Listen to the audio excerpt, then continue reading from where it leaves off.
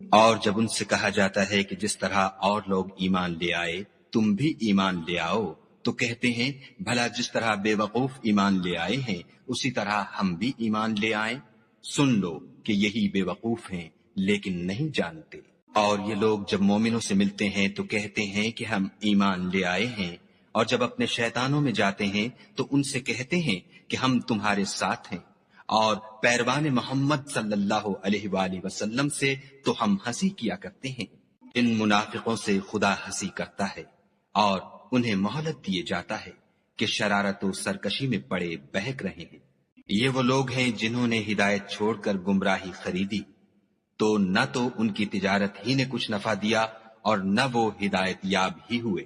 ان کی مثال اس شخص کی سی ہے جس نے شب تاریک میں آگ جلائی، جب آگ نے اس کے ارد گرد کی چیزیں روشن کی تو خدا نے ان لوگوں کی روشنی زائل کر دی اور ان کو اندھیروں میں چھوڑ دیا کہ کچھ نہیں دیکھتے۔ یہ بہرے ہیں، گونگے ہیں، اندھے ہیں کہ کسی طرح سیدھے رستے کی طرف لوٹ ہی نہیں سکتے۔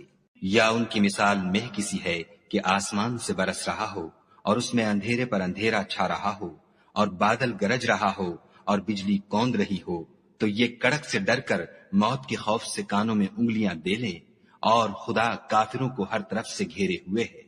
قریب ہے کہ بجلی کی چمک ان کی آنکھوں کی بصارت کو اچک لے جائے۔ جب بجلی چمکتی اور ان پر روشنی ڈالتی ہے تو اس میں چل پڑتے ہیں، اور جب اندھیرا ہو جاتا ہے تو کھڑے کے کھڑے رہ جاتے ہیں۔